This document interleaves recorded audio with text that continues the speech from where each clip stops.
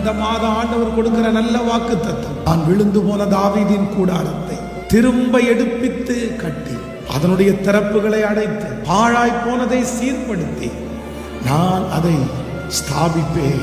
இந்த மாதம் ஆண்டவர் நமக்கு செய்ய போகிற முதல் ஊழியம் என்ன அப்படின்னு சொன்னா, நிறைய பேர் அமைதியா இருக்கிறது மாதிரி நான் அமைதியா இருக்க மாட்டேன், அது போட்டுன்னு நான் நினைக்க மாட்டேன்.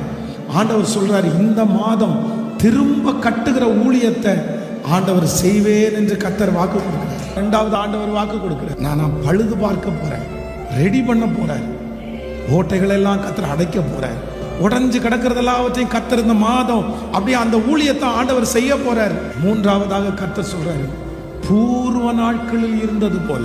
எப்படி இருந்த குடும்பம் இன்னைக்கு எப்படி ஆயிருச்சு, இதே வார்த்தையை உங்களை பார்த்து யாரோ ஒருத்தர் சொல்லலாம். ஆனா இந்த மாதம் ஆவியானவர் உங்க வீட்டுக்கு வர்றார், மறுபடியும்